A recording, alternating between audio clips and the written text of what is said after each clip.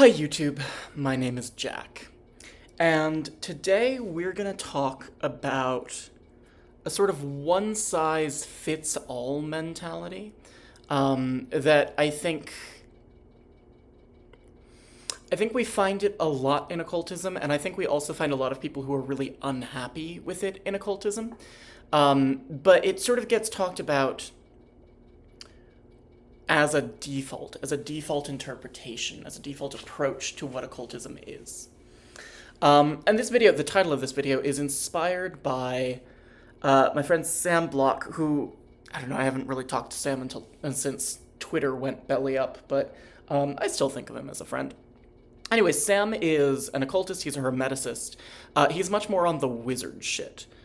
So he does, like very elaborate ceremonial, he does the Trithemian conjuration, shit like that.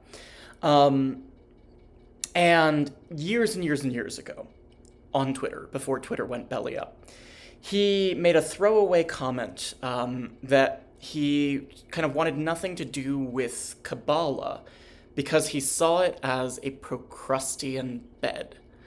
And that has really stuck with me. I think it's a really sharp and insightful criticism. And it's kind of the point of this video and of what I want to elaborate here.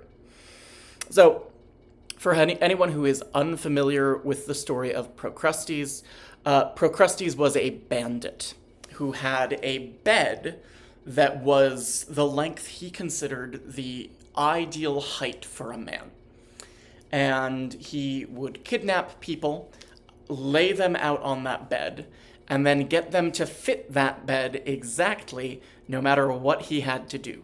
So if they were too tall to fit the bed, he would chop off their feet. If they were too short to fit the bed, he would put them on a stretching rack and try to stretch them out to fit that length exactly. So the comparison to a Procrustean bed is the idea of kind of having to torture things into the right shape, having to push and pull and force things to fit because you want them to fit a certain way. And I think this is an apt criticism of Kabbalah.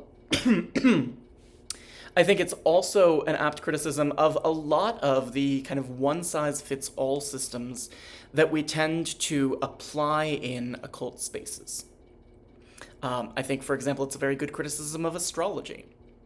There are a lot of things that are astrological, and indeed I'm on record as saying that I think most of European occultism has kind of an implicit astrological structure, just for historical reasons.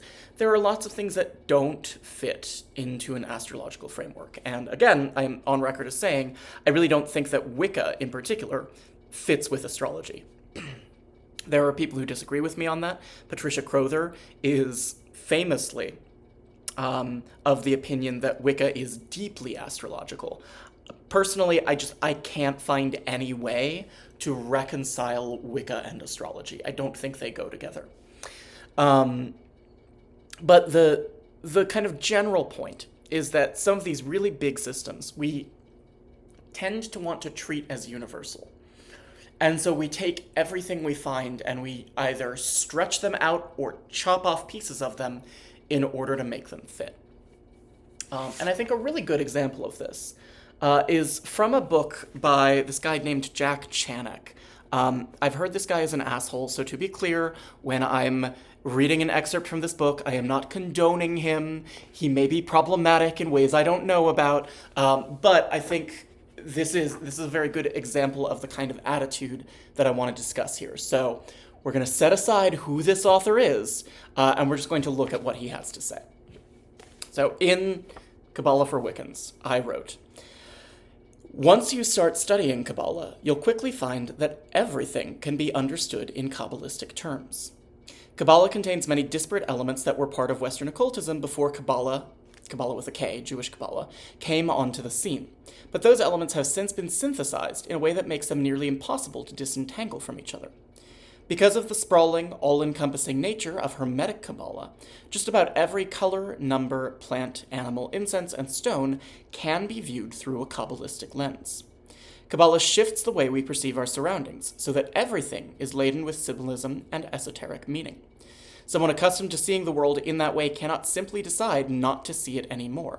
Just as someone who has had corrective eye surgery cannot simply decide to go back to wearing their old prescription glasses. For those Wiccans who choose never to learn anything about Kabbalah, this poses no issue. But for those of us who have studied Kabbalah, there is no way to put that genie back in the bottle. It's super interesting revisiting this book years after having written it. Because I do think it's a very good book, but there's a lot in there that I no longer agree with. And this is, I think, one of those things that I no longer agree with. It is true that Golden Dawn-style Kabbalah really teaches us to view everything through the Tree of Life, teaches us that everything can be viewed through the Tree of Life, and that you can kind of map the whole of your esoteric understanding onto the Tree of Life in a meaningful way. And if you want to do that, yeah, by all means, I think you can. But, and again, I think this is the point that Sam was making with that throwaway comment about the Procrustean bed. There are some things that are just not inherently Kabbalistic. They're not meant to be Kabbalistic.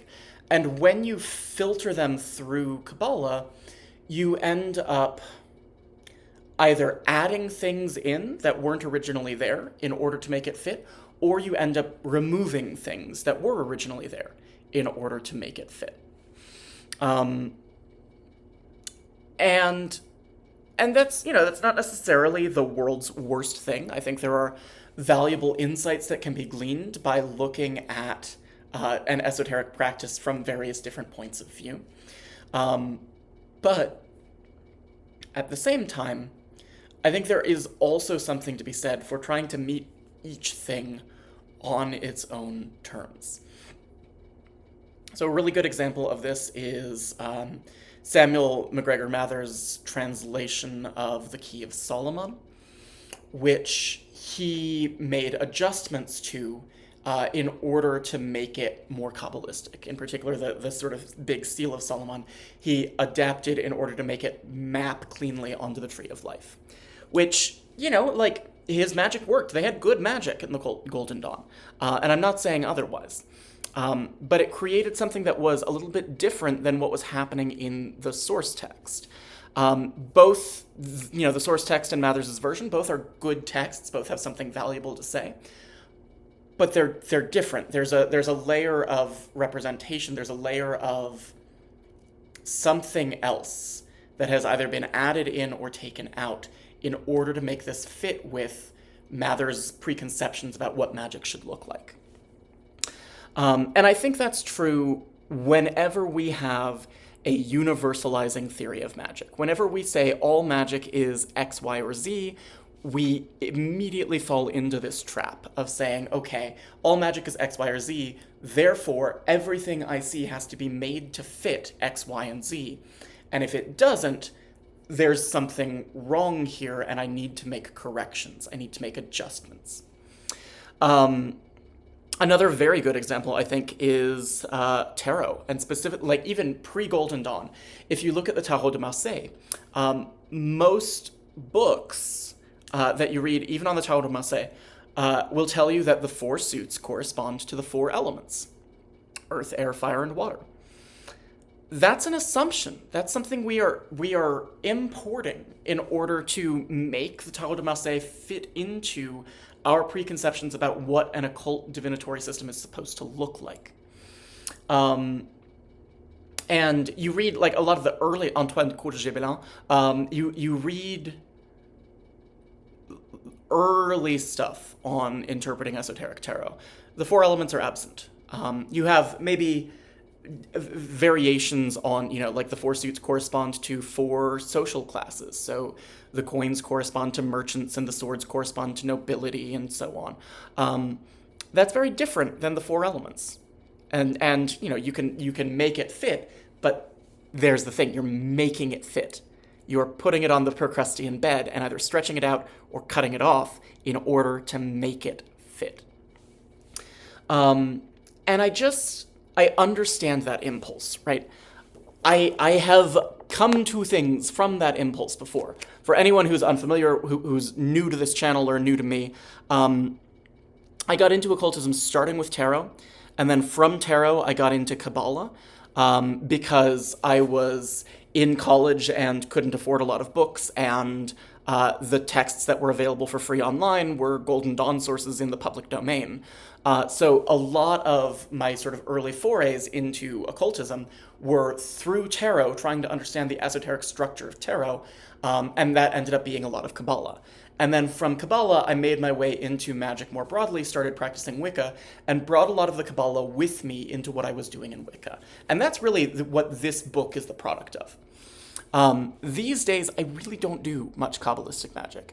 I do it in some cases, like particularly if I'm doing tarot-based magic, because the structure of modern tarot is so strongly historically influenced by the Golden Dawn. I think tarot really does have that Kabbalistic structure to it.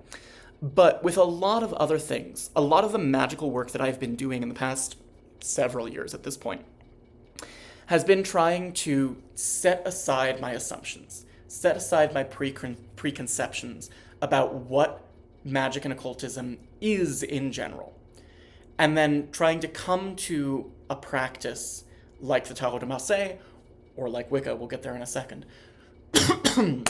trying to come to that practice with open eyes and without trying to fit it into an assumption that I have about what magic is supposed to look like.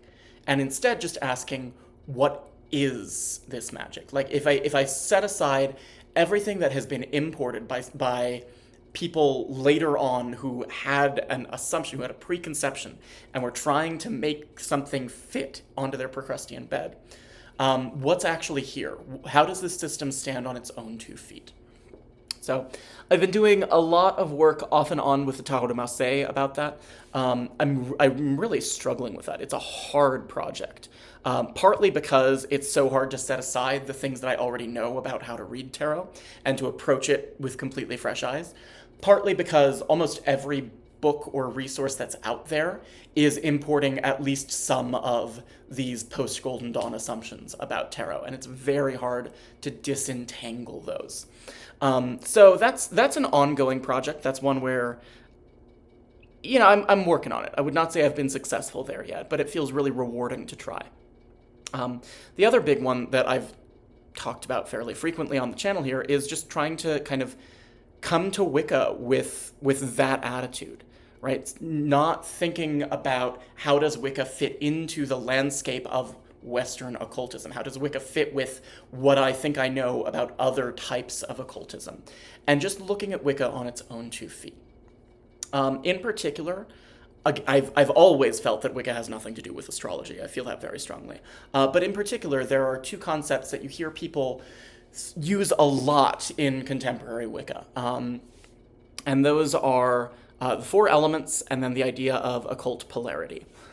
And the more I work with Wicca, deliberately trying not to have a Procrustean bed, but the more that I just look at my tradition and my ritual practice and what Wicca is, the more I try to just listen to it and see what it is on its own, the more I feel that those 2 things really don't have a place in my practice of Wicca, right? I'm not saying that they shouldn't be in anyone else's Wicca, because every practitioner, every coven is going to be different and is going to have their different approaches to Wicca, their different ritual practices, their different understandings of what's going on. And that's legit. I don't get to claim that I know Wicca better than other people, because I don't. Wicca is deeply experiential.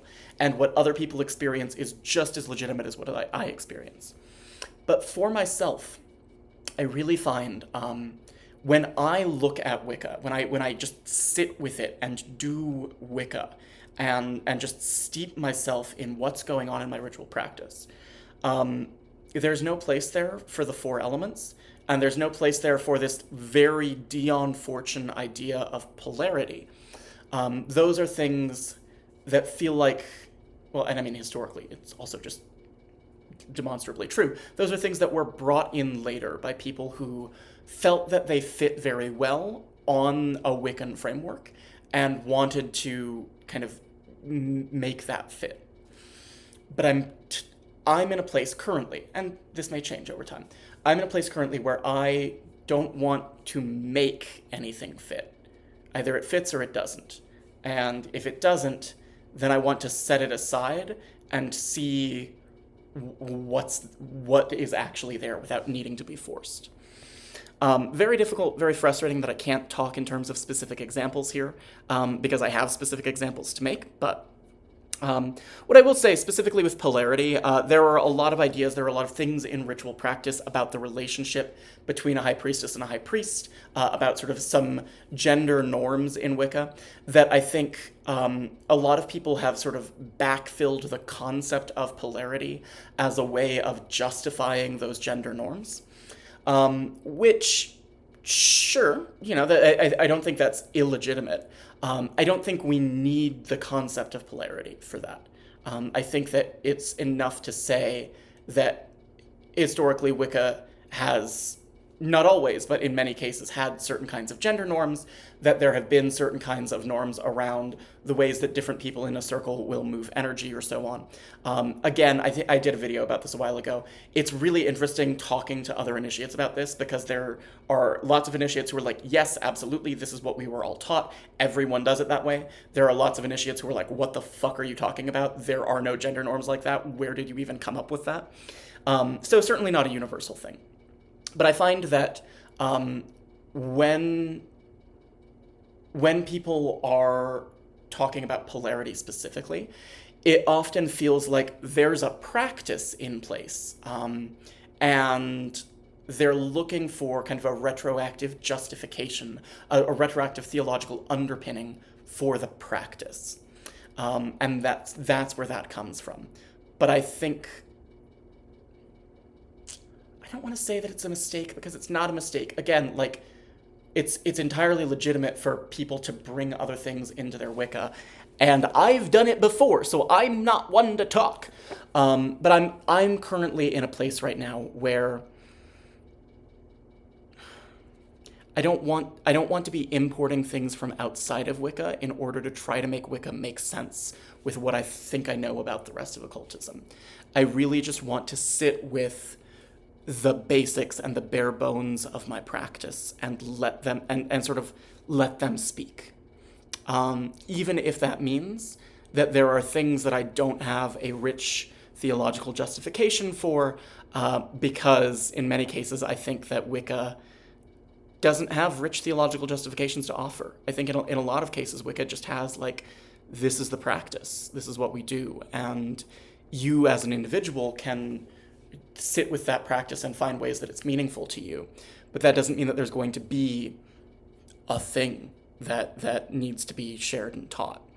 So, I don't know. I'm starting to ramble, so I will wrap this up here. I'll also put a link to Sam's blog down below, just because I talked about him today. It seems fair to give him some foot traffic. But thank you for listening. As always, have a good day, and I'll talk to you sometime soon. Bye.